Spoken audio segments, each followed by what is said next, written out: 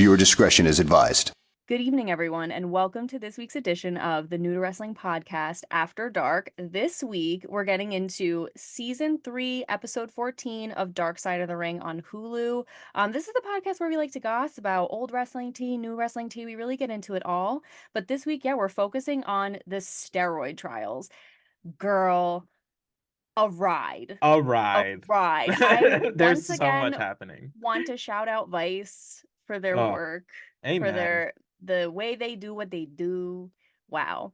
Because this was combined my two biggest fears, which is the ultra rich who think they're untouchable, and then the government. And like government Like, overreach. Like yes, it's like... government overreach into ultra wealthy untouchable is like it's like my Godzilla versus Mothra. Like really so scary. That's amazing. That is the biggest best way I've fears ever heard colliding. That. Yeah, like this is one of those amazing, in like a not like wow stunning way, like in a terrifying amazing way, where it's like you just don't even know which side is worse, right? And like you are left with more questions than answers. Like it was just a good episode. I watched it twice, like because there was so much happening. There was such a cast of characters. Like I don't know, first impressions, thoughts. Gag. Well, I knew, like, I had some like semblance that this happened. Like I had an idea that this happened, but I had no idea how every like top person in the company was just involved. I had no Everyone. No. And like the fact that they had to go up like on trial and like testify against or for their boss is nutty. Is absolutely on a insane. Federal level. Right. Like that is crazy to me. It is the US government putting the screws to you. Like, ew. Wow. And I think that also there's so many things, because Xavier and I were like texting about this because it was such a crazy episode. Like normally we save the goss for like when we get into the show. Yeah, but we like, very much so much. We approach it we like get to text Regis and Kelly, where we just, like, so don't much talk.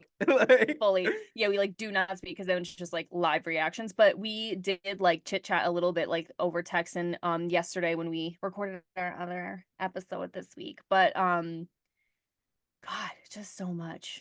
So much. But what got me was also the fact that it wasn't just the wrestlers doing steroids. Like you said, it was like everyone was. Like everybody. Like everybody. trainers.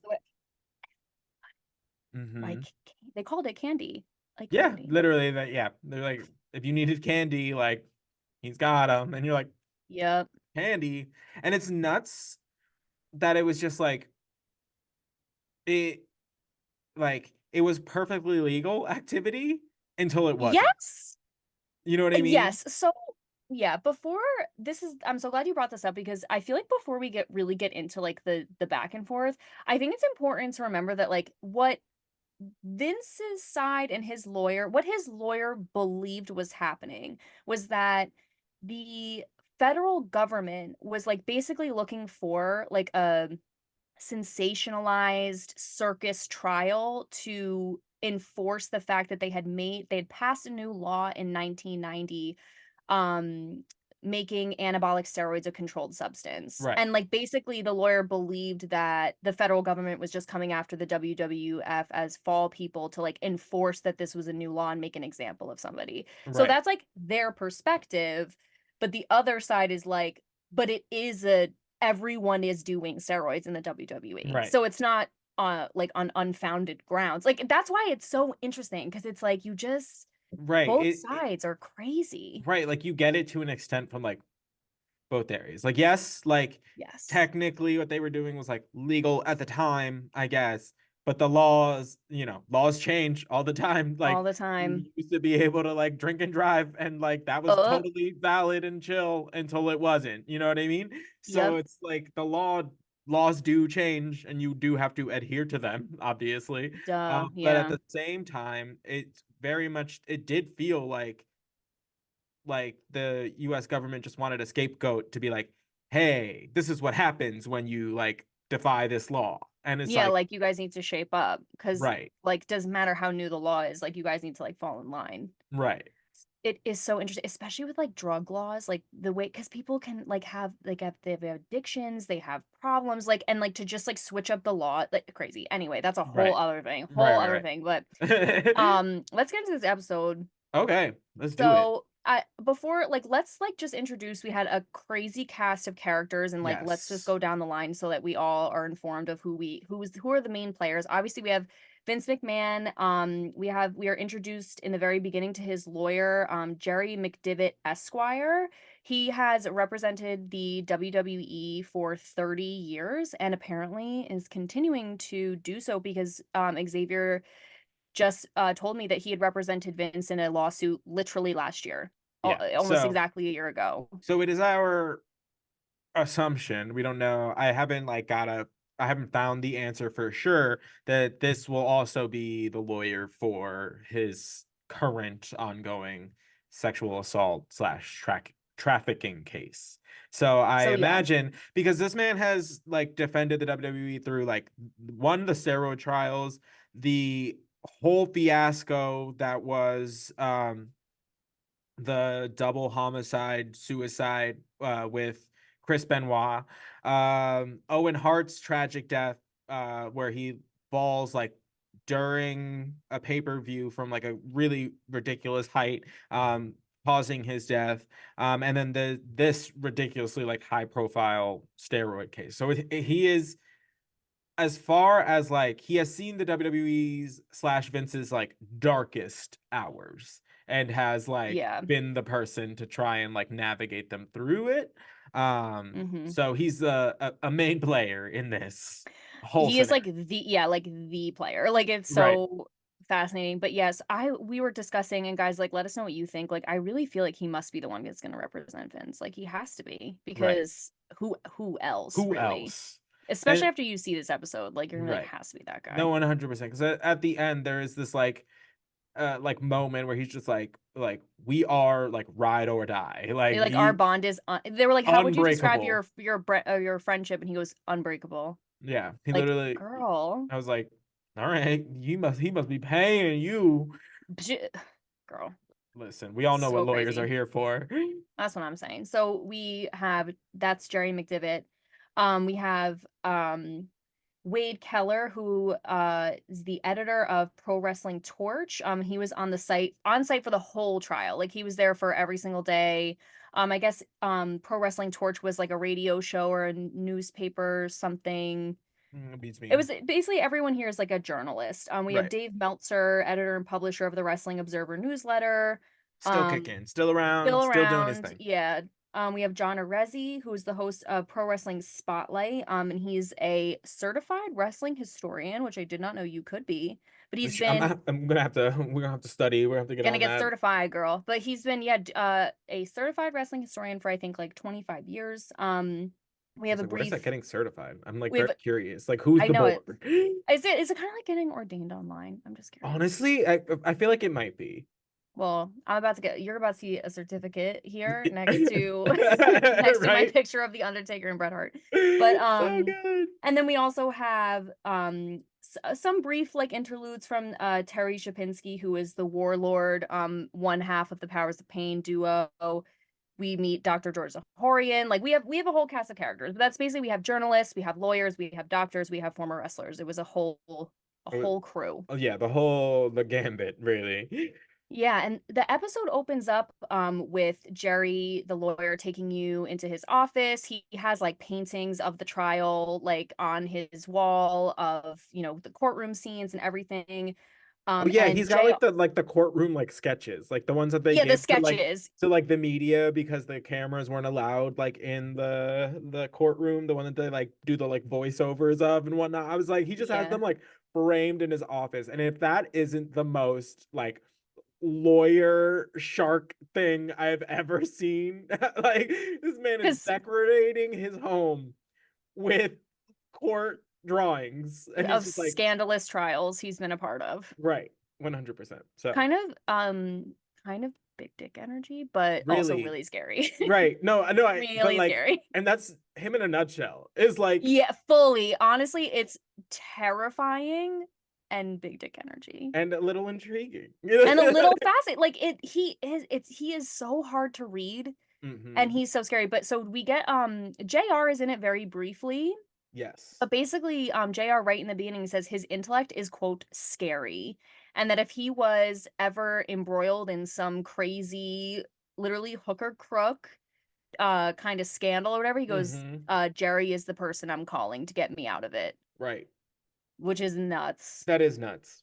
Um, Because it's just like like he is so known for like getting people out of situations that like JR is like, if my life is like on the line, like that's who I'm I'm calling him calling. to save my ass. Like And hooker crook, I feel like, is a very telling choice of words. selection of words. Yeah. Yes, of exactly. I And agree. I agree. yeah, so then we get like some where the introductions from the journalists. I do have a question for you because this was they mainly start talking about Vince and Hulk Hogan. And so this is like the 80s, late 80s into the 90s, and how Hulk Hogan has just taken wrestling to a whole other Level. level. And Right. I believe it was Dave Meltzer, yes, who said this. And I wanted your opinion on this. He says that he truly believes Vince McMahon would not be the person that he is if not for the star power of Hulk Hogan. Do you agree or Uh disagree? Or do we not know? no, I agree. You agree? I think the Wow. company would not have succeeded to the level it did, especially in those early years. Hulk Hogan was like the main event of like the first like three WrestleManias. So, Hulk Hogan, like we talked about, this was kind of like the star that came about with the advent of like cable television, and like he was the first wrestler to be like nationally known. Everybody knew Hulk Hogan. Right. Everybody knew what he did. Everybody associated him with wrestling. Everybody was like, he became so popular, he became just part of pop culture. Like he was just so big. And he was a huge factor in like those early like kind of plays as far as like Vince McMahon kind of growing his company. Like Mm. the first WrestleMania was like a huge gamble, like a huge financial gamble. Like if Oh, it didn't wow. work, the company was going under. So like, Oh my and to god. have Hulk Hogan be like the centerpiece of that is A you reason is for its there's a success. reason for that. Like Yeah. you you have to rely on the talent to draw people to spend the money. So Mm. Hulk Hogan was, as far as wrestling goes at that time, the draw. He was going to make, if he was on the card, he was going to make everybody that was on that card a lot of money. Wow. And Vince knew this and like knew what he had and kind of used Hulk to like broaden the WWF. So that's where Mm. he really took the WWF from like regional, just being located in New York in that whole area, to Mhm. it became a national wrestling promotion, and then it became like an international promotion, and that was all based on like uh the sales that Hulk Hogan could bring. Uh Wow. so yeah, I agree with Dave that like the WWF, especially like back then, would not be what it is today without Hulk Hogan also being a part of that mix. Hulk Hogan, I Fascinating. will say, gives himself a little bit too much credit sometimes. Mm. You know, as I could see that. as you one can assume, you know, an egotistical Right. wrestler might. But um yeah, Hogan was definitely a huge part in like progressing the company at that time. And Word. that's like kind of why they were so like close. Because Vince McMahon bought his company from his father. Right. So at this time, like Vince is like essentially like I no, I'll equate it to like Tony Khan in like AEW now. He's like a young Okay. boss, like a young like entrepreneur. Like he's somebody that like the wrestlers like relate to on a personal level, not just on a like a, oh, that's my Mm. boss kind of level. Oh, I Because never even you're thought thinking of about it that. like during this time, like he's the same age as most of his wrestlers. That's why like later on in like the trial is like, oh, like we were friends, like they like hung out, like That makes so much more sense. I don't know why I didn't ever think of that. yeah. So this was like you know what I mean? Like he was a young boss, like Yeah, so he was like a young, cool, relatable, whatever. So yeah, so that's kind of like where we're at as far as like um the WWF was definitely expanded on the back of Hulk Hogan and other wrestlers in that same kind of vein. fascinating. And they were all on steroids, girl. All of them, Every last one. every So last one of them. John Arezzi goes in to talk about, Hulk Hogan is this huge star, and that you see this shift into these like humongous, Hmm. jacked wrestlers who have names like the Warlord, who is Terry Japinski, The Ultimate Hulk, Warrior. Ultimate Warrior, who they're all just massive, massive guys. And they are all getting steroids very easily, very accessibly, um, from this man called Dr. George Zahorian, which I thought this was fascinating. I did not know this was a thing. So he was the ringside physician for the Pennsylvania State Athletic Commission, and I guess his job before the wrestlers wrestle, he like checks to make sure that he takes like their blood pressure, their heart rate, like he Yeah, checks to make sure they're in good physical condition, which for some reason I didn't think yeah. was That a still like I that didn't still know that was a happens. thing. Yeah. I love that, and I think that's amazing, Hmm. but not the way he did this. So Terry Japinski, the Warlord, says like, yeah, you would get your checkup to make sure you were good to go. And at the end, he had this huge doctor bag, and he Right. would open it up. He goes, and it was full of anything you could think of, R- anything you could think of.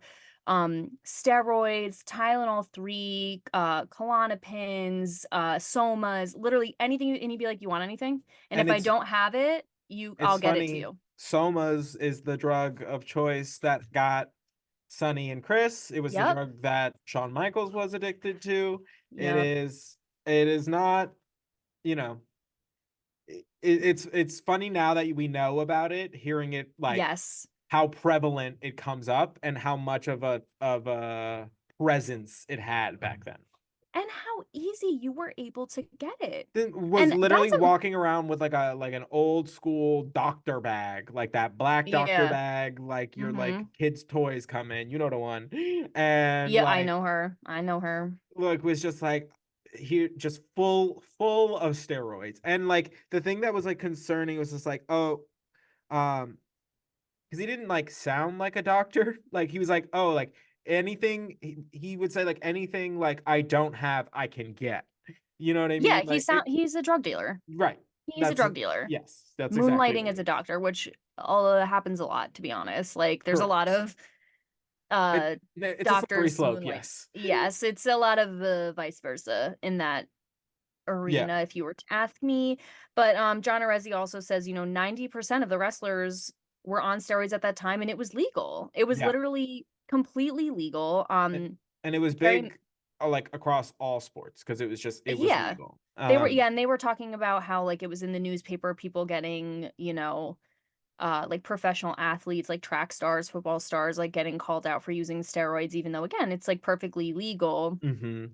But yes, go ahead. Oh Sorry. no, I was gonna say they made a mention of the fact that like steroids were like the only kind of like drug where where the consumer was never told any of the side effects.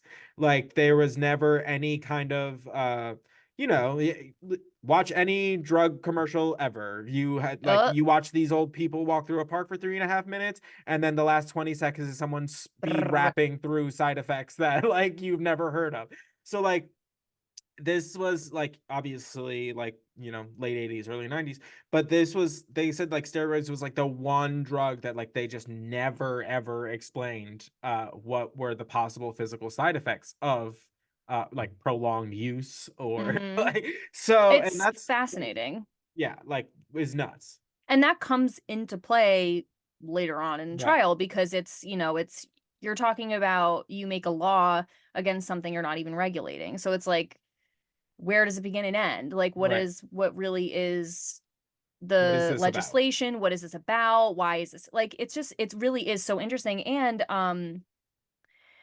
The lawyer says that it's the only, I have the quote, it's the only drug that was ever made in this country's history for which the drug manufacturer not required to give dosage, and adverse effects for the purpose it was intended, which was athletic enhancement. And people always say that steroids are misused. Like when people are using steroids, they're misusing it. It's supposed to be used for something else. Right. Like this, like somas are misused. They're a muscle relaxant for when you have muscular pain and people use Right. it recreationally. But like he's like, Steroids are it meant for was like literally, injuries or if you're like gravely ill or you know they like but they have a he purpose. Like but it there was are one of those things where it was like it was designed for athletic enhancement and ended up being used medically. Mhm. So it was, they were using it the way it was originally intended to do. Right. So it's like it was legal and they were technically using it for what it was made for. Right.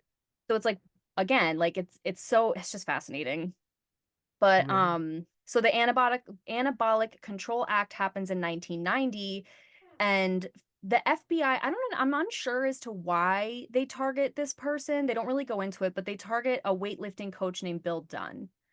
And to be honest, I don't know much about him. They didn't really explain specifically Too why the much. FBI No. targeted him, but he immediately becomes a rat. He's like, I Oh. can tell you exactly where I got it. I'll wear a Mhm. wire. I just do not send me to jail. He was like, not me, girl. I know. So He's like I'm too he, pretty for jail. I get it.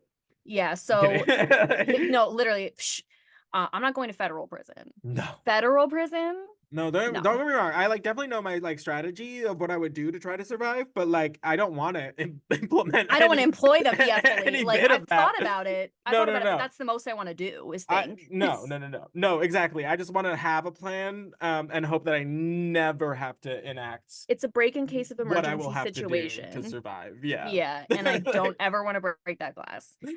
So yeah, Bill Dunn wears a wire. They record this conversation he has with Dr. Zahorian because that is where he's getting the drugs. Hmm. And this Is gets me. crazy. We talked about this. I think this is insane. First of all, an FBI agent is talking casually to a colleague, like in a bar, about the case that they're building against Dr. George Zahorian. And the colleague he's talking to happens to be somehow tied to the WWE and warns Vince McMahon's wife Linda, or like it ends up getting coming to her attention because he says something, Right. and she immediately says like we got to distance ourselves from this guy because like there's no way like we can get wrapped Right. up in this. And It's too it's little like too late, but it's like in an official like memo like document. Like we don't from know her. him. We've never Like seen him. Yeah. yeah. So crazy. Like, girl, just the way you can't gab in public, girl. Like you just can't about certain the Too FBI putting their own foot in their mouth. Not like surprising. nah, But that's crazy. in as they obviously the FBI nabs Dr. Zahorian, they search his office and they find a picture Hmm. of Dr. Zahorian, Vince McMahon, and Hulk Hogan just like arm in arm, like buddy buddy. And they're like, hmm, What's that what's about? this? Yeah, what this? Why they're all friends? And this, so we also meet B. Brian Blair, Right. who's a professional wrestler, part of the B somethings. I can't remember. I don't remember who. Killer Bees, the Killer Bees. Yes. I Very was like, good. has something to do with bees. I was like, yeah, I was like, he predates my time, really. Yeah, he was with the Killer Bees, and he's like, I one night, so he I guess used to get packages delivered to his house of steroids, whatever, what have Hmm. you, from Dr. George, and he said one night the FBI knocked on his door and they were like, "Hey, so we know you've been getting packages from Dr. George Zahorian, and like if you don't want to go to jail, like you'll have to testify in his trial." And basically, what the FBI was doing, which scares the crap out of me. Oh, this is very much a thing. I know just because I was very briefly a mailman. So I know that this Yeah, is like very much a thing. I know, which is really scary because my dad was also a postman, Right. and he would always joke like if I opened up like one of my sister's mail or something, he'd be like, "That's a federal crime." Right. But it's like also the post office is a government entity, but also FedEx is privately owned, so they can also do whatever they want with your mail, really, at the Right. end of the day, which is so crazy. Like because FedEx and UPS are privately owned, Right. so they can just let people search your mail if you want. Right. Um Or at least it used to be like that. I could be wrong. Things change. But basically, the FBI was going to the FedEx distribution center. Any outgoing mail from Dr. George Zahorian, they would open, they would search it, Take they would take pictures? pictures of everything, and then put it back exactly how they found it and ship it. And if they saw that the person took it off the front porch and opened it, it was a wrap for you. Like you were gonna have to testify. Right. So Which is crazy. imagine the FBI showing up at your door and being like, saw you took that package in. What's that? Right. Like, and then you're like, And don't nothing. lie because we know. We have pitches. We got pitches. That Oh. is, it really is so scary. Like, I know, again, federal government, the government generally, just what is such an entity that has so many nooks and crannies and twists and turns Oh, that like 100%. just keep me up at night. It's like so crazy. They're just looking through your mail, girl. Girl. I mean, they have no That's why I love when people like freak out about like signing up for things or like giving away their email or like they think they're being tracked. And I'm they like, already, I was like, they give you a number when you're born. mm. They got you. They know Do what you, I was like this like notion that like they don't or like don't have the ability to like get you if they really want is so cracked. I was like, baby, you got a phone. It if has you have a phone, it's over. it's It's over. over. You If you have a have a mailing location. address, it's over. You have location tracking on that wherever you are. It's Ever. like wherever you are. You have an address, you have a social security number. You're on the grid, baby. Like you're not gonna escape the US government if the US government wants Wants you. to Like find it's you. just That's not it. happening.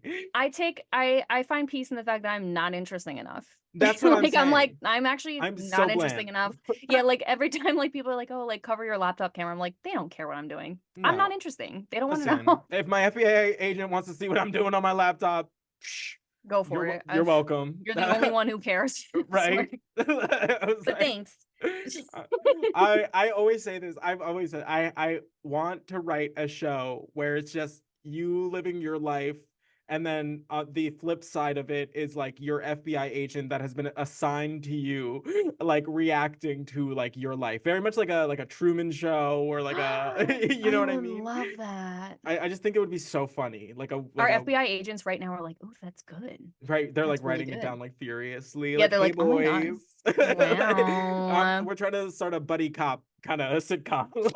Yeah, like contact us finally. Like my phone dings. It's It's like like yeah, they're like, we're at the back door. no, 100% like open up, and you're like, We'll see you there. Yeah, let's anyway, get I'm trying to be friends with my FBI agent. But yeah, exactly. again, Anyway, we've gotten so off course. so off okay, sorry. No, Um it's fine. It was me. Like, no. I was like, the FBI scares me. But anyway, so one of those packages they track to Hulk Hogan's house. So Hulk Hogan is getting door dashed steroids basically from Dr. George Zahorian mm-hmm. and is chosen to testify. However, the lawyer, what was his name? McDivitt. I already forgot. McDivitt, thank you. McDivitt gets Hulk Hogan off by saying that Hulk had approached Dr. George Zahorian with personal information outside of steroids, like fertility things to have kids, like normal Just, you know, just run-of-the-mill doctor things, and it would yeah, violate doctor-patient confidentiality if he were to have to testify at that trial. right. Which And is crazy. which is insane because all the journalists were talking, they're like, it's one of those things you just don't understand, like how he did not have to testify, While other and wrestlers did. while Like, others were forced to do it, like they had no right. choice or they were going to jail. And And the it was lawyer very much just to protect like the biggest star star, of his company. And it's crazy. It's like Hulk Hogan's entire thing back then was like saying your prayers, eating your vitamins. vitamins. Like it's crazy. Like the just the irony of what he was like having to testify, what like being called to testify for versus like what he is like portrayed and accepted by America for is just like Yeah. they cannot exist in the same world, which clearly they understood and like were like, no, we have to get him out of this. Yeah, and it's really funny because the lawyer says, I forget which whatever president had to, was it Ronald Reagan or something, had to testify at somebody else's trial, and they were like, how come he had to do it? And he goes, I guess he didn't have as good of a lawyer, Right. which is nuts. Mm. But yeah, so it's funny because then we meet Phil Mushnick, who is a New York Post sports columnist, and he really I loved him, to be honest. Like he was like fierce. Like he was like Oh really yeah. aggressive, but I really loved him because they're saying like, yeah, like Hulk got off on medical things, and he immediately cuts him and he goes, "That's bullshit." Like he's Right. like that. It was so stupid. He goes, "If you're the one," and literally, like you said, if you're the one saying, "Say your prayers, eat your vegetables, and take your vitamins, and you can like grow up to be big and strong like me," then but you're taking steroids. Your career should be ruined. Is like Right. literally what he says. He goes, if you're worried about your career, you should be because you're a big liar, a big fat liar who lies. Like he's like, you're Yeah, just a he's piece of like, you're a garbage. fraud. Like that's he's like, how do you like he's like, how does like telling the truth might hurt your image work as an excuse to get out of like court? It's like it should hurt your image It if what should. you're doing is contradictory to what you're telling everybody else that you're doing. That Yeah. should hurt your image. Like you publicly like lying essentially, like that should be a red flag for everybody. Like Yeah. there's no reason why that like he was on it. And like honestly, I agree. I'm just like, no, No, that I makes do. sense. Like I there agree. is And no like sound reason why other people were forced to do this and he was not, just because he was a bigger star that needed to be protected. right. And it's like, what are we protecting at this point? It's like it's kind of like again, I love Money, wrestling, but we're money. yes. And I wanted to get into this when we talk about him going on Arsenio Hall, but like I personally felt like there was no reason to lie because you were doing it when it was legal and now it's illegal and like everyone loves like a comeback story. So like Right. Hulk Hogan, like I feel like it would have been maybe fine. Like I again, you never know, but if he was like, yes, like I did do steroids, but I'm like like, and he You has could this have whole treated it the way redemption that people arc. talk about like smoking nowadays, where it's just like, oh, like, yeah, we all smoked, but like we didn't know. Like, We didn't know, right? right, And you know like what I again, he mean? really didn't. Again, like we said, there was no information on long-term side effects. It wasn't legal at first until 1990. Like and to have like a redemption arc, I feel like would have. And Served him again, better. yes, and you never know how it's really going to be received. But to me, I love those kinds of stories because it's like, okay, you're human like me. Like, yes, I put you on a pedestal and like you are an amazing person, but like you are human like me. You make But if mistakes, and I anything, that like you makes better me for that. more resolute in like raising them up, is Yes. that like, oh, like, yes, you are human and you are flawed and you do like mess up, but you still like achieve a certain level of success, or you carry yourself a certain way, or you come Yes. back from adversity. That, if anything, is like, oh, like that's all the more reason to put you on a pedestal than just being like, he's a good wrestler. Like that's Then not a good enough lying. reason. You know what I mean? Like Yeah, it's just like so you made mistakes and you're a liar about it. Like, right. but you made mistakes and you're honest about it, especially your image of say your prayers, eat your vegetables, and take your like it works even with your image. Like Right. it just to me was like crazy. But as we find out, like I think we know that Vince wanted him to tell the truth and he just didn't because um after the trial and everything, Vince hosts a press conference and announces a new drug policy Hmm.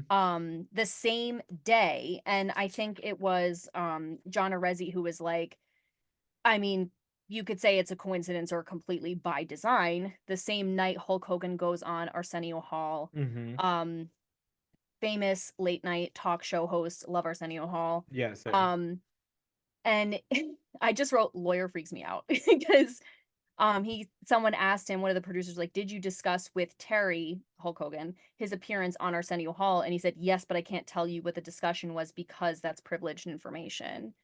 And so basically Vince goes on, he is announcing the WWF will be doing drug screenings, drug tests for all the wrestlers moving forward, want to like move in a new direction, la la Right. la. And Hulk goes on Arsenio Hall and he doesn't deny that he's ever used steroids, but he said he used them like 3 He times like in 1983 when minimizes they were it. illegal. Yes, and it was because he had a bicep injury. And he goes, "But I've never been an abuser of steroids and like Mm-hmm. whatever." And like if you want, and then he kind of makes it like preachy, which really bothered me. He was like, "If you can basically like a pull yourself up by your bootstraps No, thing," he which I just basically turns it automatically into like hate. a wrestling promo. And like Yes, and eh, not the time or place, no, seriously. no, it's like you're in a position where like your credibility has been called out because of this, this, and this. So you Yep. have the opportunity to like we said, like own up to it and like steer us in a different direction. And instead, you like do this weird like shuffle, like half admit it, half deny it. You know what I mean? It was like a yeah, like I did it, but it wasn't that bad. Like and like you know what I mean? And it's just like, why would you not take the opportunity to like clear your name? And like I don't know, it just felt like so forced and like you just turned it into like a run of the mill like let me tell you something brother and you're like ugh, okay, like And all he right. like blamed the media. He was like the media lies and like whatever. But I was really curious about this because Vince, we find out, did not know. Like he wanted Hulk to just be honest. Right. And the fact that the lawyer had had a private conversation with Mm-hmm. Hulk, and obviously Vince didn't know about it because at based on what Hulk Hogan said, you presume the lawyer advised him to not say like, yeah, I use steroids. Like Right. you presume that that's what happened because he was like, well, I can't discuss that's privileged information, and that's what he goes on to say. So it's like fascinating to me that this lawyer is representing he's represented various members of the WWE for 30 years. But Mm-hmm. also like there's even some things he doesn't discuss with Vince McMahon about like the plan and path. Right. And it's like it's fascinating to me cuz Crazy. that's Uh, just like yeah, and apparently Vince was like pissed. pissed. So So pissed because um after this they go on, I forget the name of the show, but Vince it's is like a on like a panel. show, yeah. It's like a panel, so like Dave Meltzer is there, John Arezzi is there, and like they're discussing it, and basically they're like it's because this was great too. I think it was Wade Keller who was like, yeah, Hulk Hogan's Arsenio Hall did not pass the sniff test. Everyone was like, okay, so you lied, which I think is hysterical. I I think love everyone's that. like, okay, so you lied, like didn't Mm-hmm. fool anybody. Love that because I was like, wow, I can't believe he would do that, and then it's like nobody believes him anyway. I No, was like, because okay, sick, great, everybody that is a pussy. wrestling fan can smell a wrestling promo from a mile away.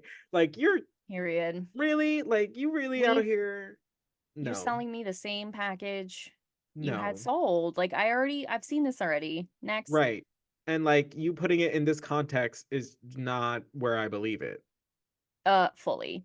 Like this doesn't make it like, oh, you're on a late night show now. I believe it, girl, please. No. No thanks. But he's on this panel and John Arezzi is like, didn't you say you were devastated when you found out that Hulk didn't tell the truth on Arsenio Hall? And Vince is like, Hmm. not me. I never said that. And John Meltzer just immediately throws under the bus and goes, that's what you said to me. Right. No, Like, that's fully. what you said. Like, Uh, and Vince is just like, his the reaction look on Vince's face. chilled me to the bone. It was literally he gave like either John Arezzi or Dave Meltzer like a look for being called out like on TV in a lie that like you he if he had powers he would have just like burned a hole right through these people. John It said that he was like, looked evil it like was if and looks could kill. yeah and like and like that's to me that's like now that we know all that we know about Vince I was like that's the real guy. That's the real guy. That's the Fully. real guy. That scare I literally wrote that. Like that scared me more than anything else. Like that look, it was like I just saw your real face.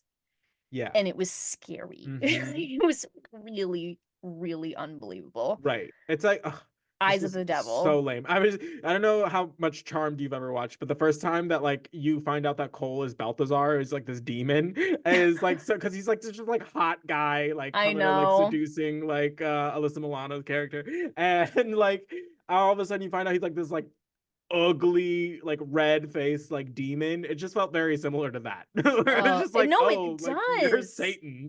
You are Satan. Like I literally saw like it's if his flesh melted off and he became like The the embodiment. yes, Like, he became what's that the guy the villain in Captain America. We've been talking about Captain America so much.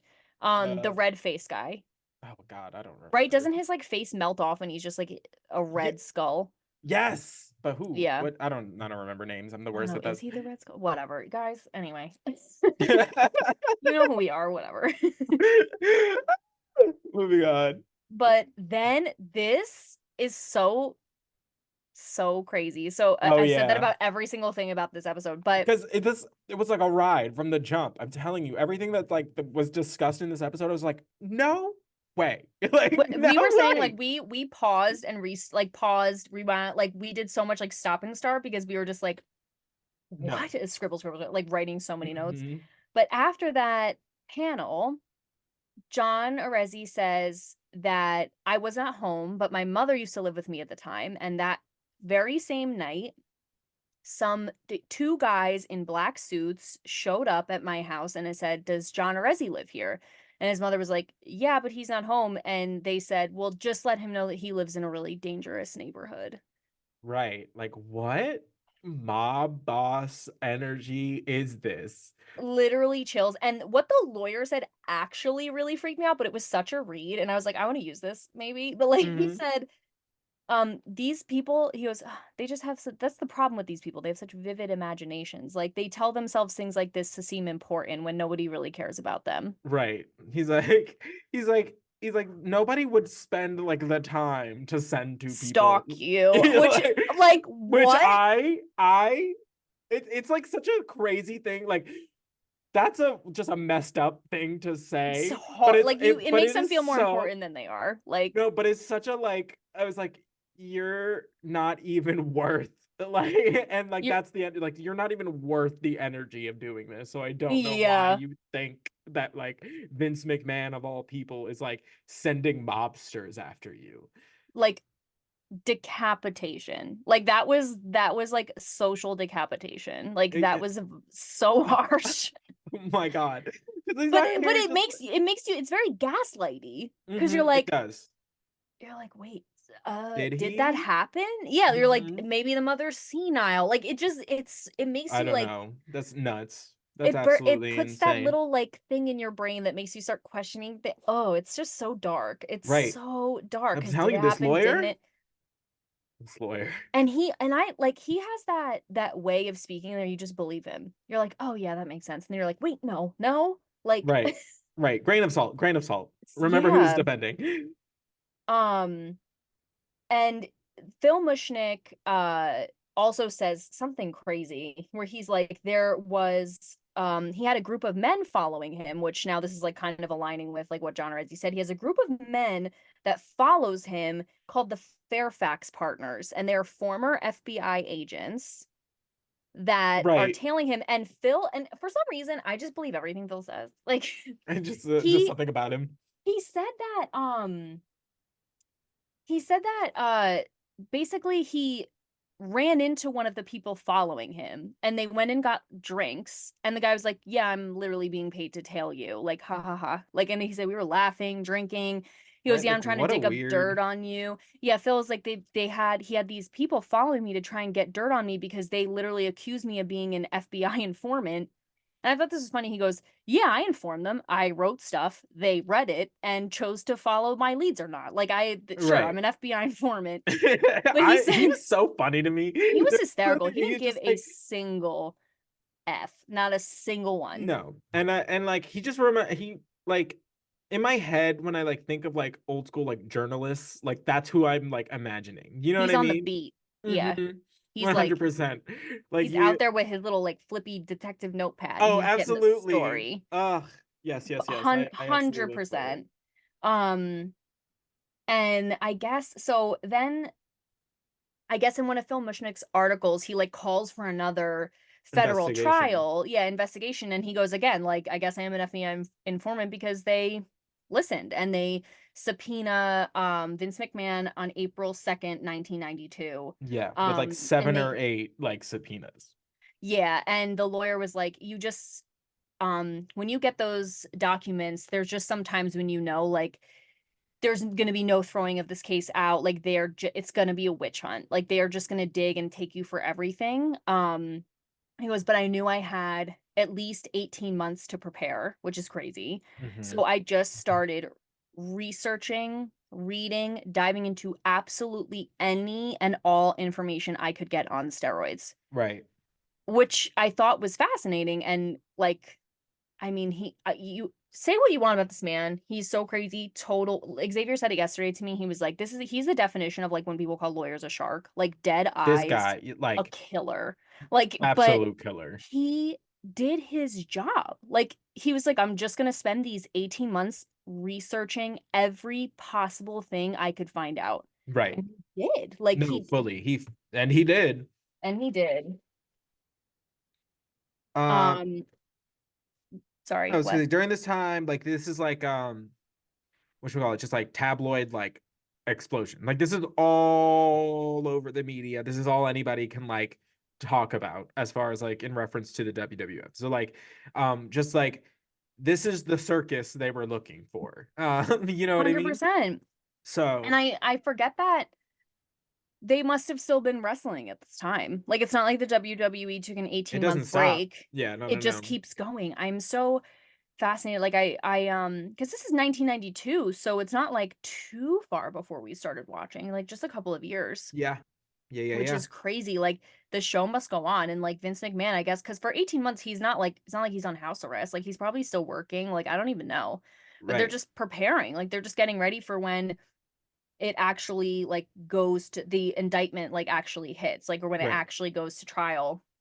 And I thought this was interesting too. So while they're building the case, and they barely mention this, but I'm fascinated by it, McMahon's former driver was going to testify that he Right. like literally was like basically said he was kind of like a drug mule. Like they would drive in Vince's limo, drop drugs off directly at Hulk Hogan's door and like drive away. And then somehow like, and they kind of skirted around why, like his testimony just gets thrown out. Right. And And I'm like, I want to know more. I want to know more. And like, where is he now? Because they said it was like he had tried to like sue them for something else and they caught him in, like he was like Like perjuring lying, himself. Yeah. perjuring himself. And I was like, but it was so vague and kind of like random. And then they never talked about it I'm again. very But like dismissive of this person. So just like what I was like, I don't, you know what I mean? Because I have to take everything with a grain of salt because it's just like, am I supposed to just like take the word of this lawyer at like face value that like, oh, this guy was just lying, so like testimony it from, had to be like thrown out. because Um, imagine how useful that testimony would have been. Like, could have changed everything. mhm. Because he was with him, he drove him everywhere. Right, He knows where he was going and when and what and to who. Like I right, was like I would love to know what that was about. 100%. Get this man on the phone. I'm telling you, and like this is really really dark, but like I would not be surprised if he was dead. No, I mean, who knows? Like, I don't know. This was a while I'm always ago. like Like, it was like 30 years ago. So exactly. a lot of the people that were like that testified are no longer with us. So Exactly. I'm like wink. No, sorry, so dark, so dark. Um not us just I'm kidding, assuming I'm that kidding, the I'm man is kidding. also a mob boss. I can't. Well, whatever. I mean, Listen. it's nothing is nothing. What is it? Anything is possible in the WWF. So Yeah, like, a loaded statement. amen. Um So in the time between waiting for the indictment to hit, Vince is starting to switch the image of the WWE to kind of like say like, look at all these other wrestlers we have that aren't gigantic steroid Right, boosted right, hulks. And start switching to smaller, more athletic wrestlers, which I think is interesting because we are yeah, literally witnessing the genesis of that on the other show, where it's like we're doing smaller, athletic, high flying, flippy right. circus, So like the yeah, whole so this thing. is like this, especially like this 1992, 1993, is when the mantle goes from like Hulk to Brett. Uh, Oh. Brett ends up being kind of like the face for that like younger athletic like transition period. A new Um, face. yeah, because it's actually like Brett who becomes like the champion after that in like 1993, 1994.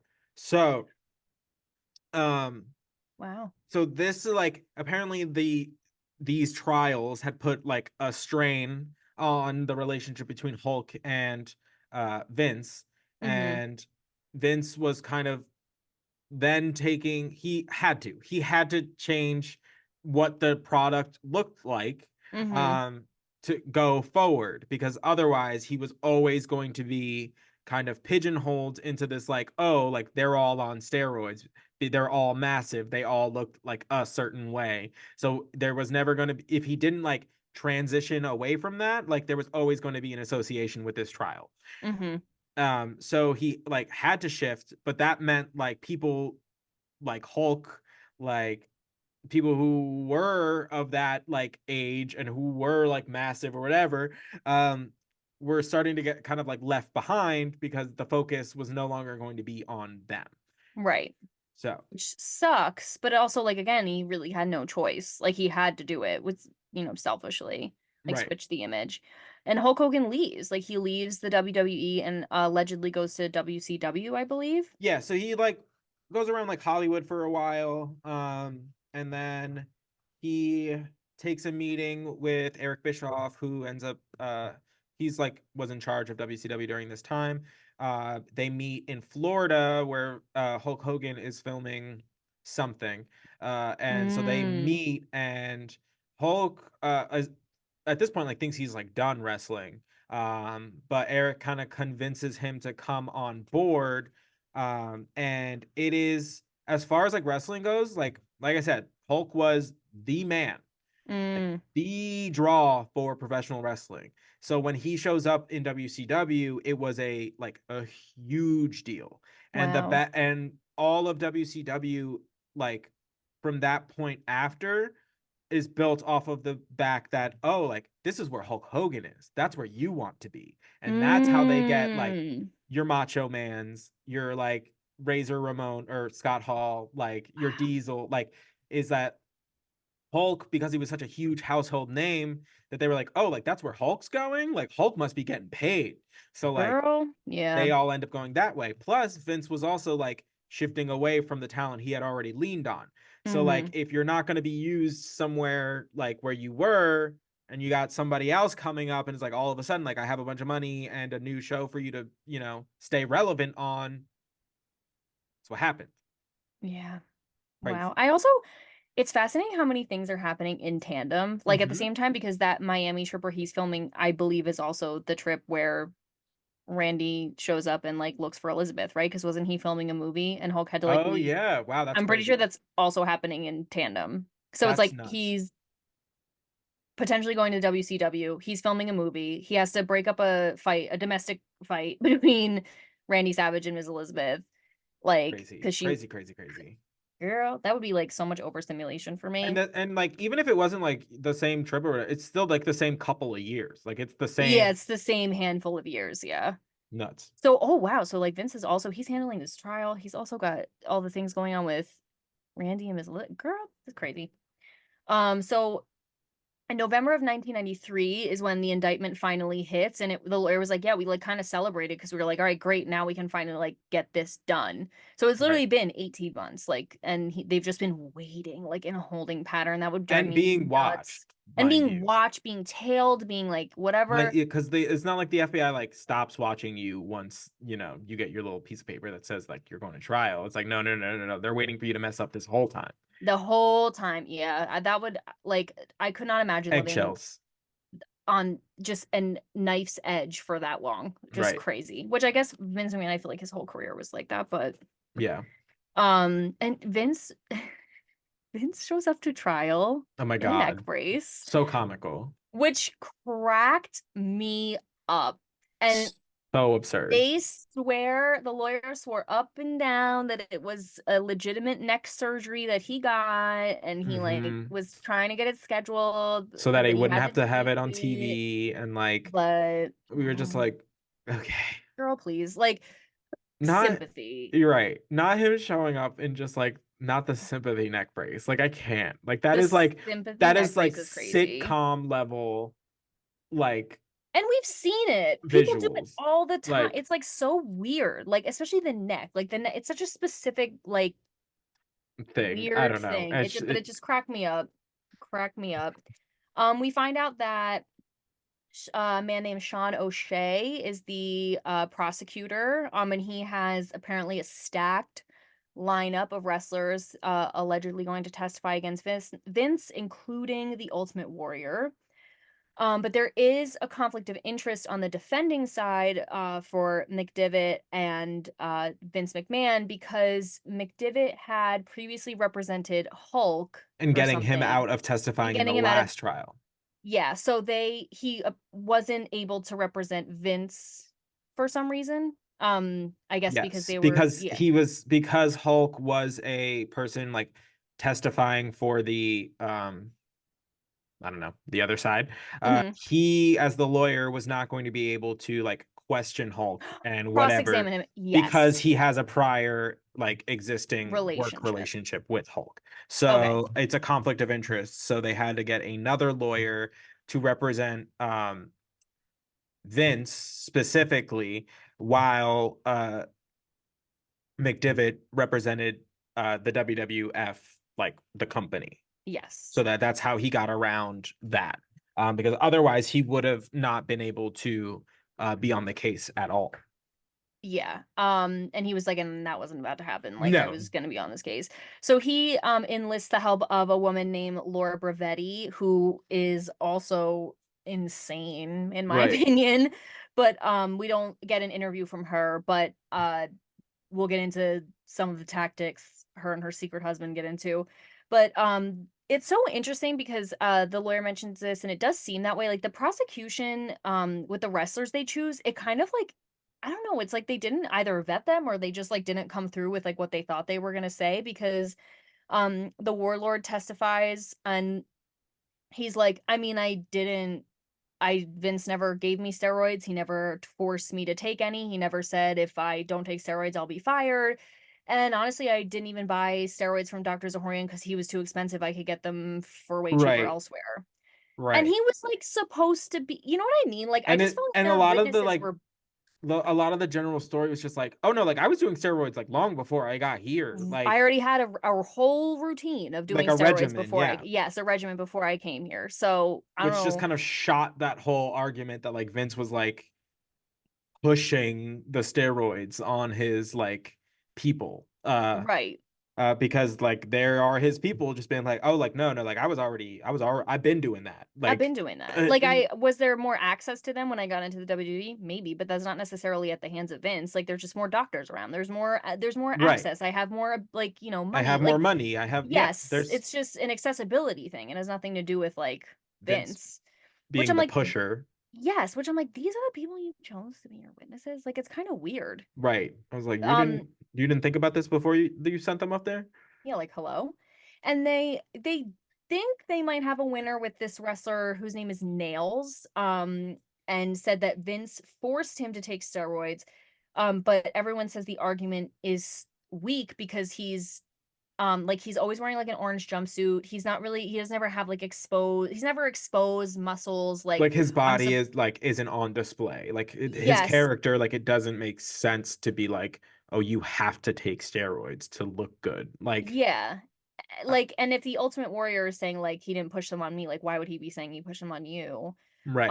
And it's funny because like I guess Laura Bravetti is the one cross-examining him, and she's like, this was so heinous.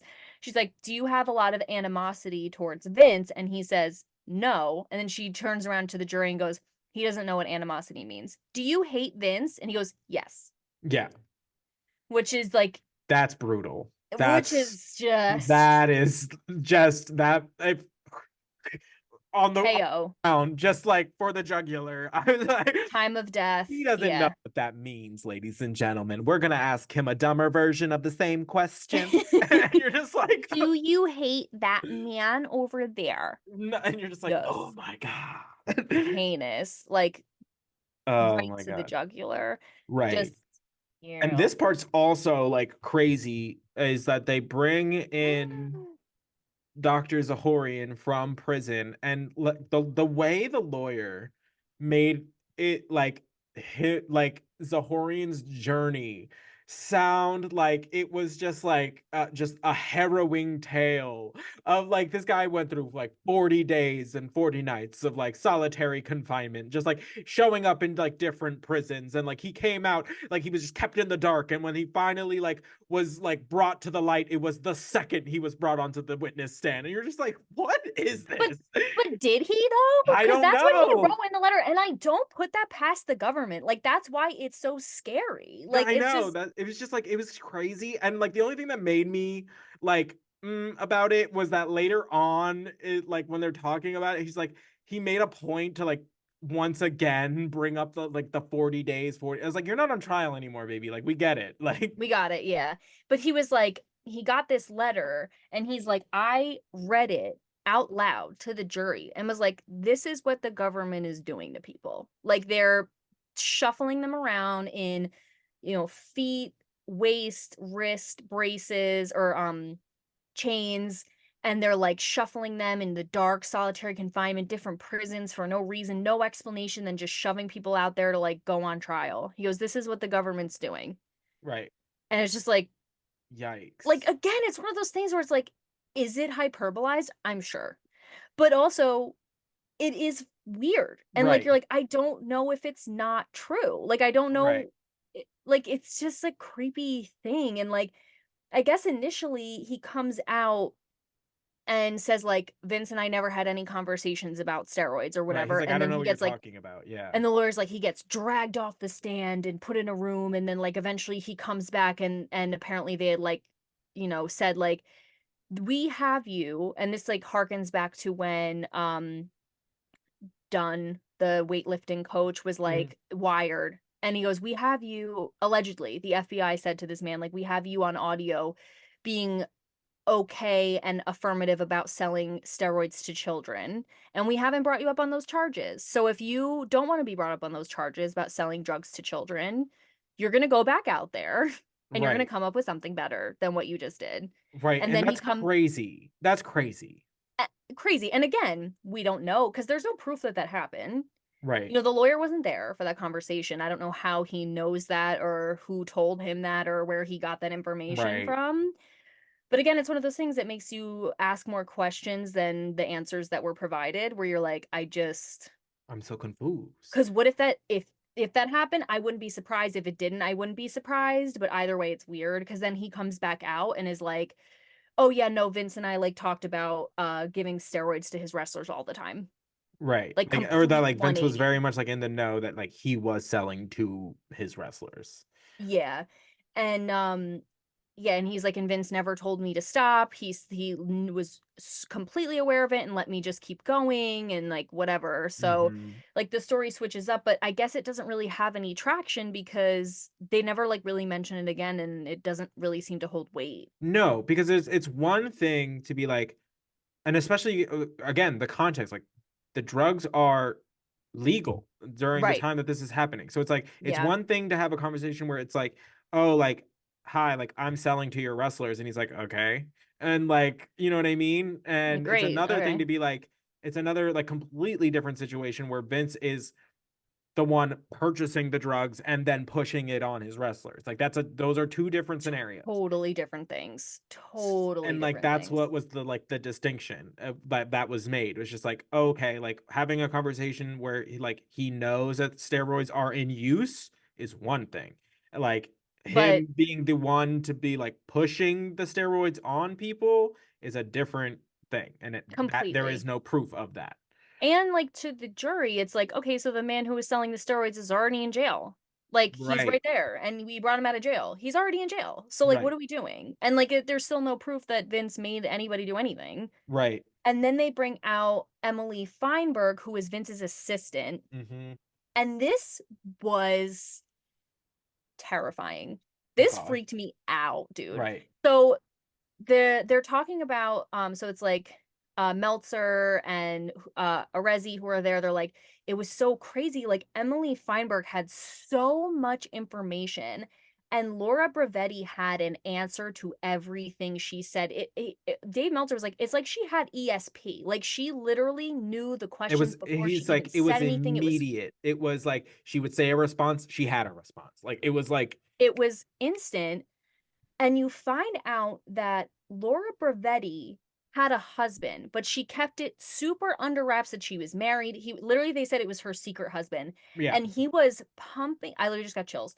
He was pumping the assistant for info on the side, saying, like, promising her like book deals and, oh, like, I want to hear your story so we can like see if we're interested in writing a book about it. So she literally told him everything. He also approached Dave Meltzer about and said he was like a reporter in the beginning of the trial, just asking him his thoughts, whatever, like any information he had. And he called Oh no, it was the guy other from guy. It he was called he both. He called the guy from the New York Post oh too and yeah, yeah. pretended he was from 60 Minutes. Oh yeah, yeah, that's what I'm thinking. Got it, He got it, got it.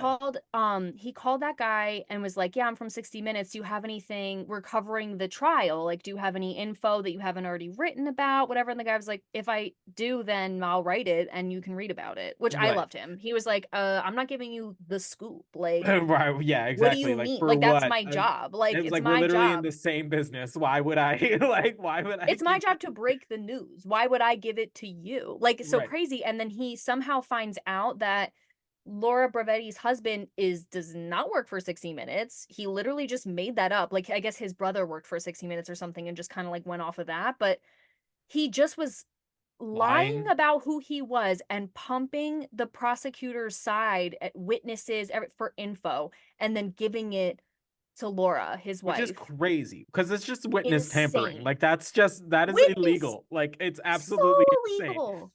Like So that in and of illegal. itself is its own separate trial and crime. Like it is And crazy. it never it that it, they like kind of bring it up because people are like, "Oh my God, that happens." And the lawyer's like, "If it was a real thing, then why didn't it go to trial?" And it's like, I Or why don't wasn't know. that brought up like during the trial? Like or like Yeah. during the cross examinations. He was like, if that was the case, like why didn't anybody say anything? And he was just like, And it's like, I don't know. I Like don't know. cuz that's just so bad. So bad and so Right. scary. Again, like it just makes me like never want to talk to anybody about anything. Like it's just so That's scary literally because you're not someone's safe. gonna use it. Like Nobody's safe.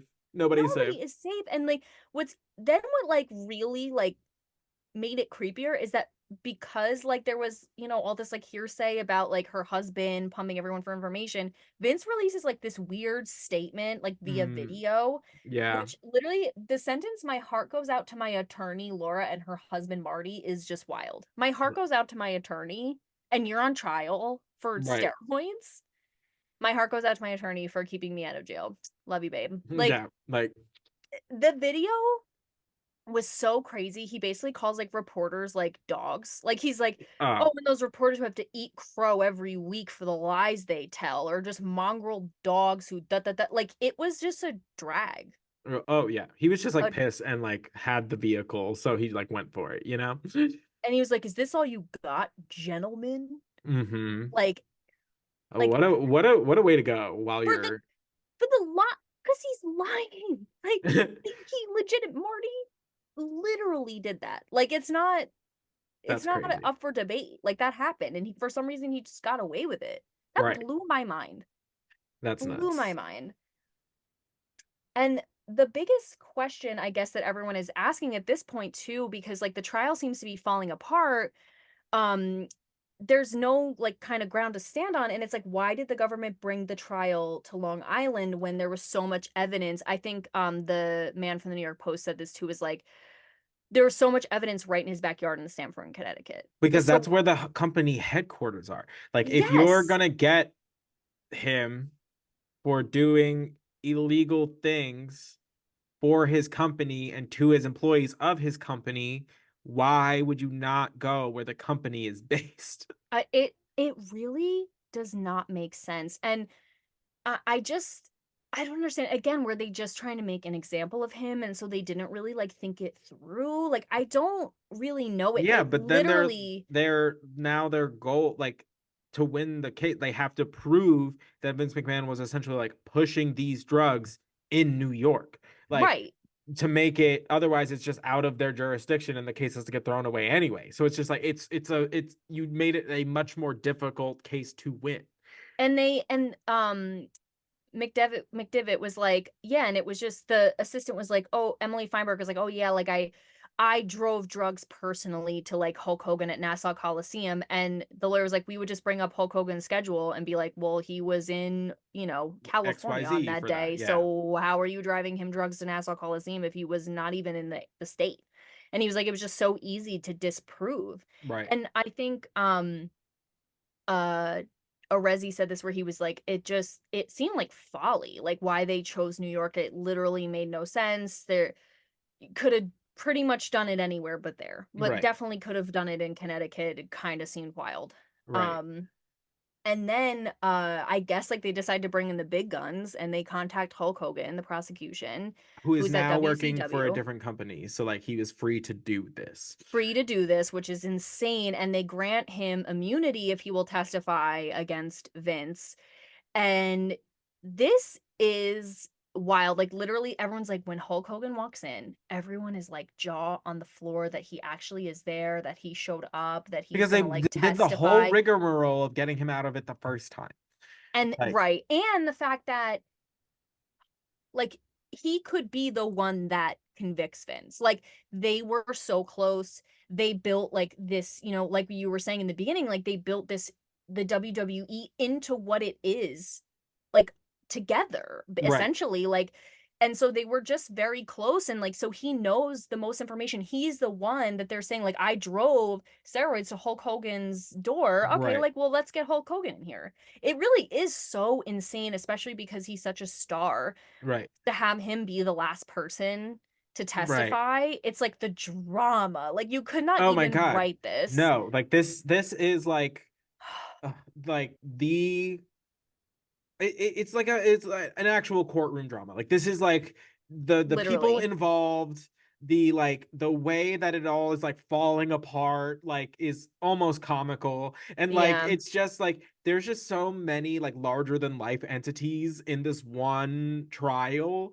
that it's just so like what? It's like it the circus they wanted, they got. they got They got. having the Hulk Hogan as the Hail Mary is so insane. Hmm. And then the craziest part is it's basically Hulk Hogan who exonerates him.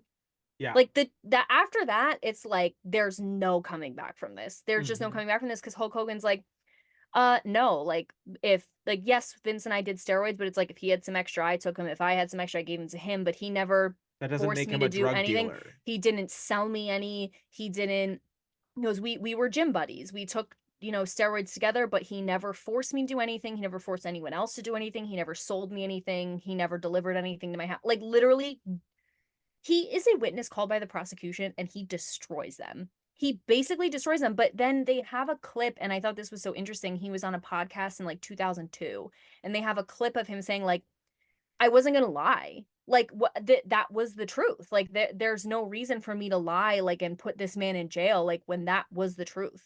Uh-huh. And Vince is free because of me. Is literally what he says. Yeah, which is crazy. And like Vince was like pissed even though it ultimately helped How? him.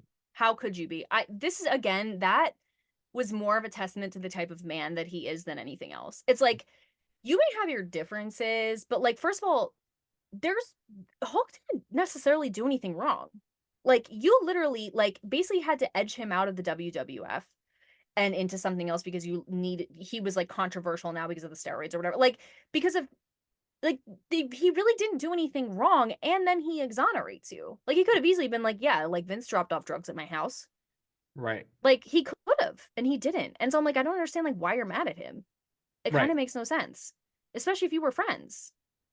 Yeah. But they had like had I don't know. I think the point, it was probably more that they had already had such a rift in their relationship that he was just like over him generally. But Yeah. it's crazy that like Hulk Hogan is the one that like when all is said and done, like he was like a bit, I'm sure a big reason why this was targeted. You know, it's that picture of like Hulk, Vincent, like Dr. Zahorian. Like Mm-hmm. Hulk's the reason like they're target. He's larger than life. He talks about his like 24-inch pythons. Blah blah blah. That's his arms. Um, I was like, uh. yeah, it's his arms. He talks about them all the time. And Mm. so like it's crazy that like he is essentially the reason all of this gets like brought on, and also the reason it all goes away. Yeah, that's a great point. He is Right. the beginning and the end. That's nuts. So wild. So then, since he was the last witness and they really have no leg to stand on, O'Shea, I guess, had the most, I would have loved to hear it, the most insane and amazing, life-changing closing argument.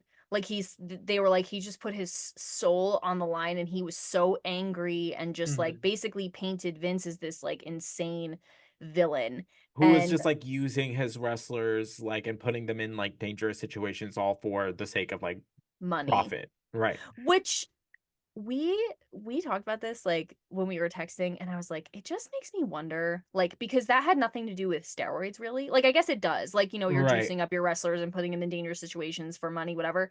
But I was like it makes me wonder cuz this kind of stuff happens like if the federal government was trying to go after like they knew other things about Vince that they wanted to go after him for but weren't able to, Right.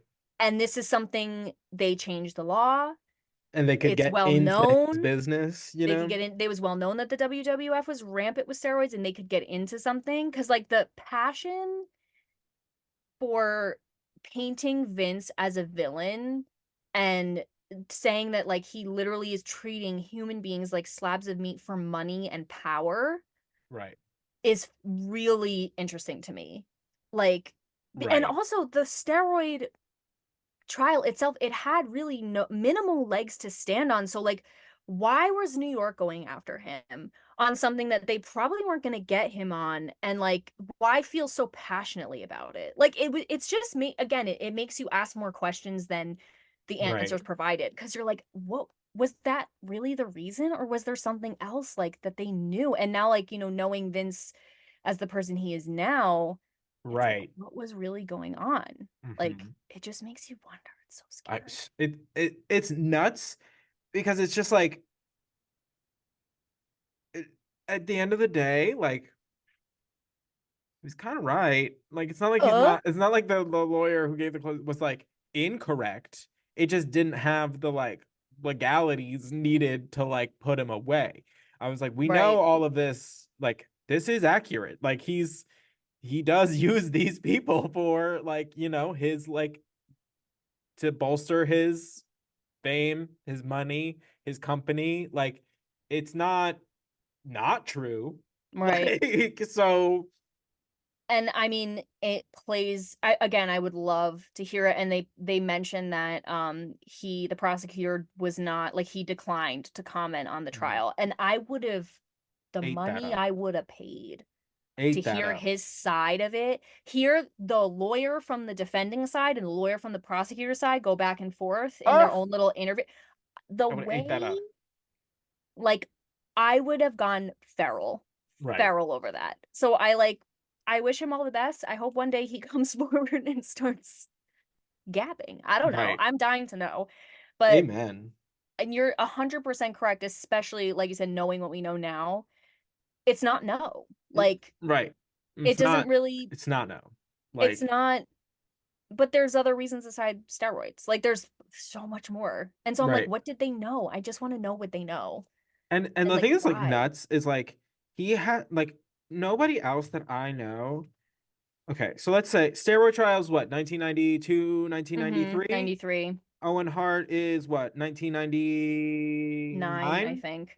And then Chris Benoit is 2006, and now this whole thing, like who has this many like just ridiculously like major controversial trials? Because the Chris Mm-hmm. Benoit thing like goes into like them not like testing for like head injuries, and like all of that Oh. like gets Because pulled I into know question. nothing about that. Oh, Because we do you haven't know met what him happened to yet. Chris Benoit? No, you No, haven't. Okay. I Well, don't know that is a anything. whole other episode. Because that's an episode of Dark Side of the Ring, is it It's not? a two-parter. I saw. Okay, so I've like without like ruining anything for myself. So, like sometimes I peruse like the other episodes and read, and I'm just like out of curiosity. And I saw that was a two-parter, and I was like, what that's about? But So he like we're going to meet him at some point. yeah, not he doesn't come in for like a while. Currently, like where we are in like the New to Wrestling podcast, he is in WCW. Um, Oh, okay. so we're not going to meet him for like a little bit. Um, but yeah, that story is like absolute insanity. He essentially goes. I'll give you like it's not like it happened a long time ago. It's not like new. Yeah. It was a big trial.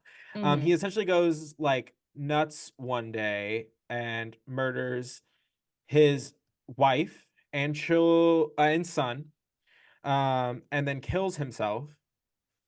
And yeah, and essentially what it like had boiled down to is that he had, or like what was like ruled, I guess, is that he had so many like brain like traumas to the head over his career. One, just being a wrestler generally, but also his like wrestling finisher was a flying headbutt off the top rope, which he performed night in and night out for 20 plus years.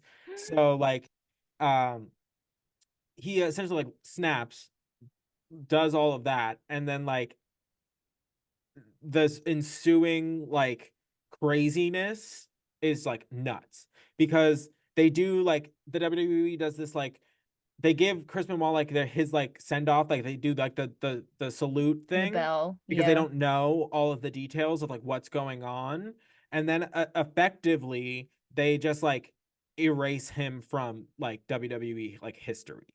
Like yes, you can go and like watch all of the things that he was like on, but he's never going to be in like a preview picture. He's never like featured in the little like giblet, like little like blurb at the bottom of every episode. Like even if he's the main event of the show, like they never mention him. Like they don't bring him up. He's like he is in like just and rightly so, like just been like Like disgraced. blacklisted. Excommunicado. Right. And it's like yeah, that's one we'll watch. It's a lot. It's a lot to take because it's so sad. Like It because sounds his son sad. was like he puts his son like in a wrestling hold and like that's how he does it. It's bad. No. Yeah, he like chokes him out. It's insane. Oh my God, that's awful. Yeah, it's And terrible. I don't I don't want to like minimize like somebody's situation by comparing it to like a Greek myth, but do you actually this is really weird because do you know why Hercules had to do like the trials for Hera? No. Like go get like something from the underworld, like do No, no, no. and that's what he's most famous for because he was a like kind of gladiator figure who like did all this stuff. Like if you're gonna go off Disney, it's like the montage where he like fights all the monsters, blah blah Right. blah. And he was so traumatized from it, he snaps one day and kills Megara, Meg in Greek, Right. Megara and his children. Oh wow. And his punishment is the trials. That's nuts. But he literally like he has all this PTSD and head injuries and Right. body pain and he literally snaps and kills his whole family. Yeah, so that's what happened. And the thing is like nuts is like he has there's still like a son like surviving who now like he just has to like deal with the knowledge Oh that my like God. yeah and like it's crazy because like you'll talk to him and like and I understand like he's like it was his father, like he loved his father, like it's Of not course. like to but he also knows like what his father did, and it's all Mm, but it's also like was that really his father like in that last, you know what I mean, like he has so yeah. much to like kind of like Reckon with. right, and it's crazy because he looks like the spitting image of his father, like I just got copy chills. paste, like and like you're just like looking at him and you're just like your life is will never not be in context of this like horrific thing, and like how do you navigate that um is wild, and it's like he feel like I don't know. He feels like his father being erased entirely isn't like necessarily like the solution. Um, Mm, but it's just kind of like yeah, I don't know. He has to like reconcile that forever. Is like his father Wow. did like this really, really horrible thing to his family, but like you still have to like I don't know, it's hard to be like it's still his father. Like Yeah. Oh that's my it's you God. know what I mean? Like that's crazy. And I think his son actually is on the episode. Oh, So really? yeah, yeah, Oh yeah. my God. That is harrowing. Let's watch it next. Let's What? let's just do it. Yeah. I'm gonna pass out. I'm gonna be so It's scared. yeah, Not we'll scared, but we'll just like that's a lot. yeah, we'll do the Well, it'll have to be a two-parter yeah, oh for sure. because It's 2 episodes, so like it's a lot. It is a lot. oh my But God. it's worth talking about. Like Of course. Oh yeah, yeah, of course. I mean, that is, and I will save the discussion then for next week, but like that is, I wild. can't imagine being that kid. No. Wow. Um, Where are well, we? circling back to the episode we're actually watching. Right. So O'Shea just made his like insane speech, and McDivitt talks about how Stephanie, who is Vince's son. So I Daughter. think this is daughter. Oh my God, sorry. It's okay.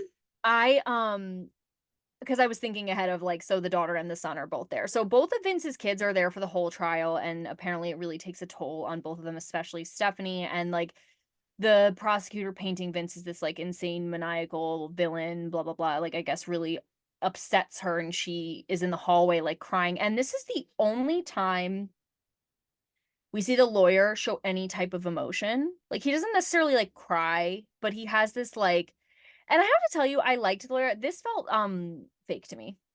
Did it, how did it feel for you? Because I felt kind of like a YouTube apology video where it's like they look like they're crying and they're not. Right. Yeah. It's just I like couldn't tell I don't know if he's capable of feeling the of emotions feeling. that he is describing. Like Yeah, if and he I'm was being like, honest. and he's Like gonna like sue me for defamation, but it's whatever.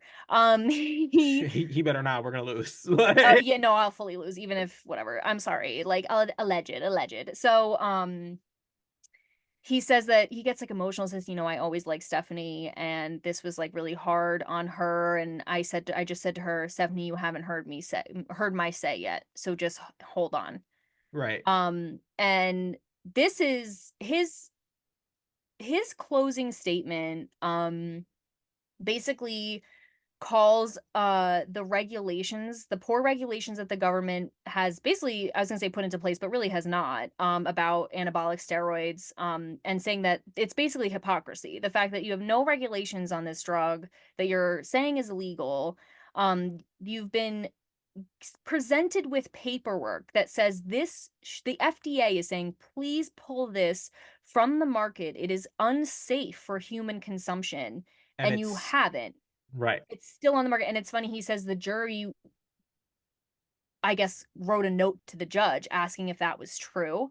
They have to like recess and like go into the judge's chambers and like it is true, and have to discuss like it's true. Do we want them to know this information? And basically they get to a point where it's like they have to know this information. Like it's Right. important. So it's true that this steroid, proven to be dangerous, has not been taken off the market from federal regulation. And so it makes no sense. Like it's Why? hypocrisy to like judge these people for using steroids when you're not even regulating what you're, What you're prosecuting them pushing, for. yeah. Like Yes.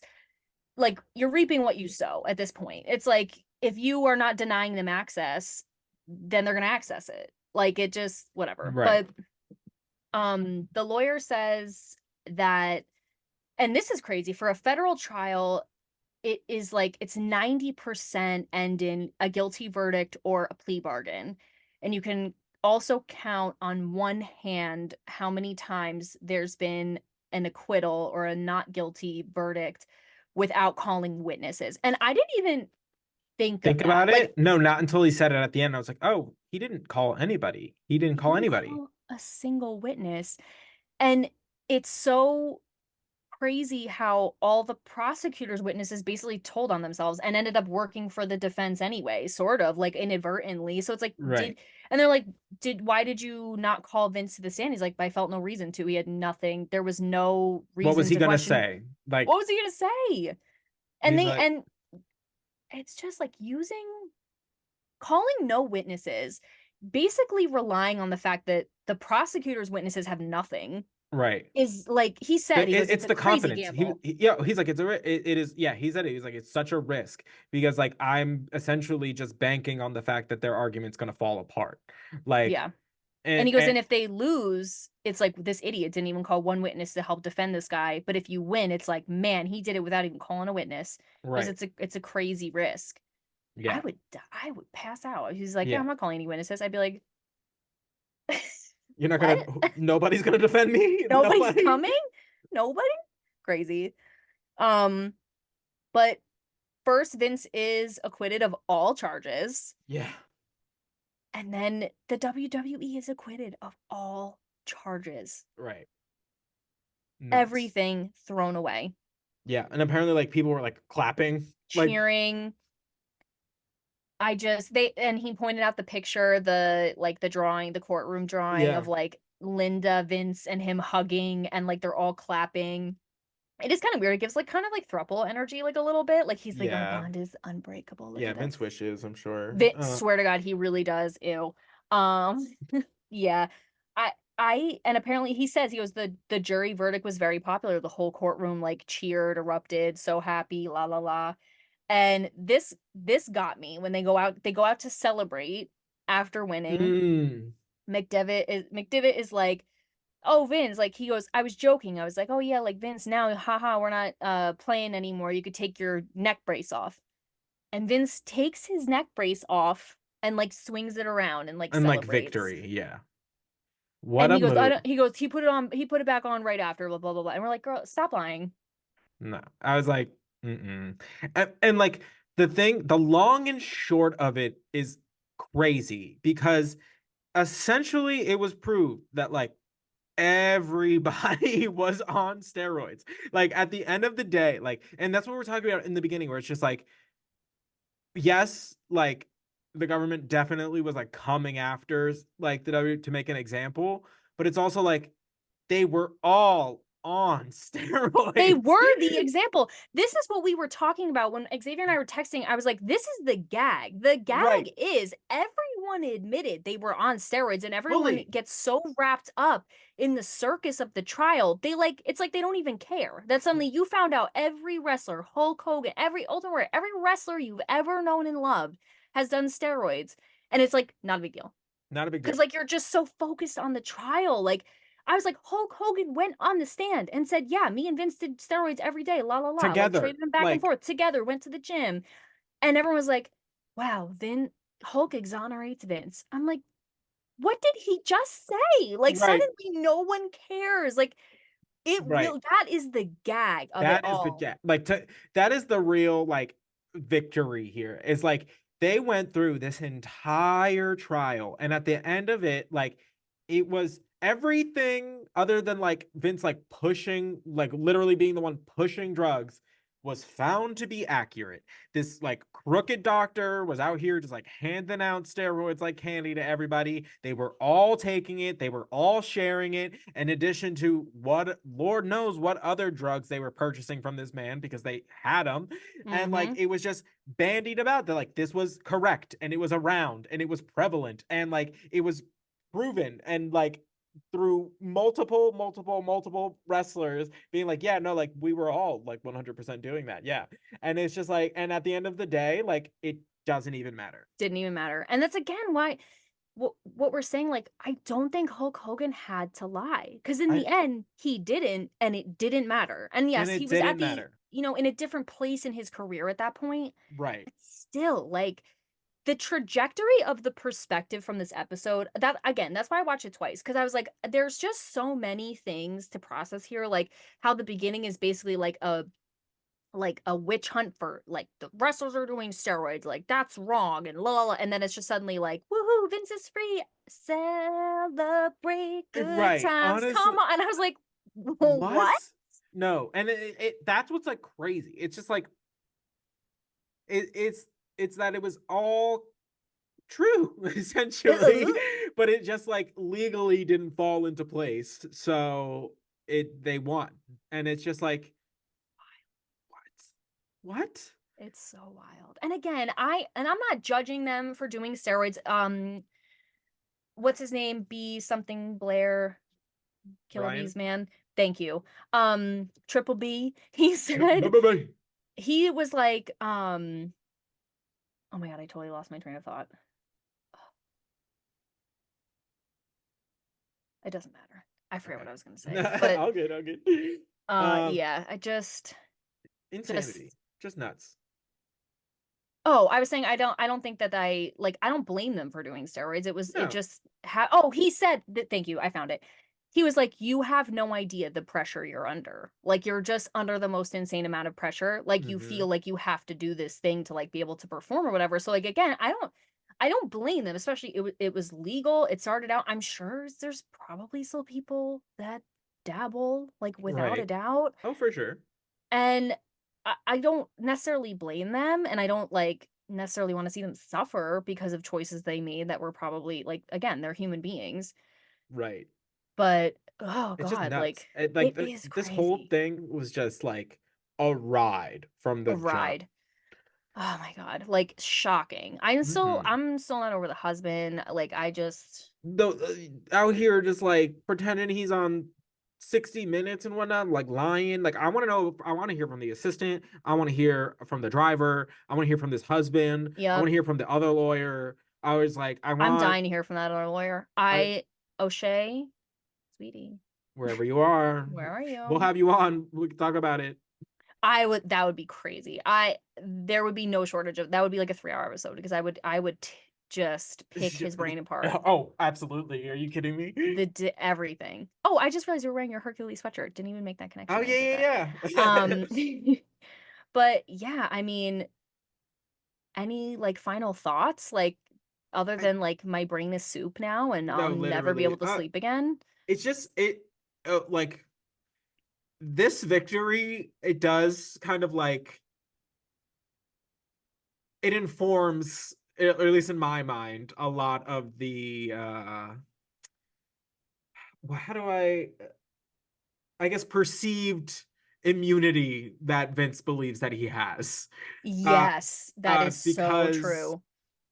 if you can go through an entire like 2 year plus trial, um where essentially you were guilty of most of what they are saying and still get off is pretty it'll give you a complex. Like I'm not Is like yeah. It's a god complex that is pretty severe. Especially like if that's your lawyer and he literally is saying you have an unbreakable bond. All right, well, let's test it. Like he's literally and like, let and me see how far I can take it. and clearly he has. He has taken it to a limit I did not even know exist. The limit does not exist apparently with the disgusting No, things Vince is no, capable of. there is no level too low for Vince McMahon, God, apparently. he really So is a gutter rat. Yeah, this was such a crazy ride. We highly encourage you to watch the episode if you haven't. Um, but yeah, so I guess next week we're gonna get into part something one of the Chris Benoit double very feature. dark. It's gonna be very dark, but It's gonna be dark. We'll approach it as tenderly as possible, obviously and yes, we'll get through it we'll together. yeah. But yeah, so that's been another episode of the New to Wrestling podcast After Dark. Thank you so much if you checked into both shows this week. On the New to Wrestling podcast this week, we saw the fallout of the Final Four Y'all, pay-per-view of 1997. I'll never And recover from what happened, by the way, on that it was episode. crazy. We are leading up, we are on the road to WrestleMania, leading up to WrestleMania. I think it's 13. I think it's 13. Um I think you're right. yeah, and it's getting wild. There are a few big matches on that card that I'm super looking forward to. So kind of seeing the build up to that is exciting. And thank you all for the like feedback responses to this new show. And you Mm-hmm. guys have been really engaging with it and commenting, and we live for it. So thank you. If you do comment and we haven't gotten back to you yet, it's only because we have full-time jobs that we do Aside from this, yeah. aside from this. So we will get to you as soon as we can. Mhm. Um, and but we appreciate you taking the time, always, always, always. So Yeah. yeah, any other closing thoughts? No, same reflections of just, like, thank you so much for the comments, the discourse, the chats, the memes, literally everything. We love it, appreciate it, and we hope to hear more from you. Please, if you guys watch this episode, please drop your thoughts. I'm so Oh, curious. Do please. we Yeah, think yeah, it's a yeah. government conspiracy? Do we think it's just Because there was a lot. We left everything? this episode with a lot of questions still. Yeah, and, So like, like I'm chomping at the bit to discuss, so please let us know 100%. your thoughts, but thank you so much for joining us. Of course. This was a goodie. This was a This was a goodie. goodie, girl. All right, guys. We will see you next week. See you next week. Bye. Bye.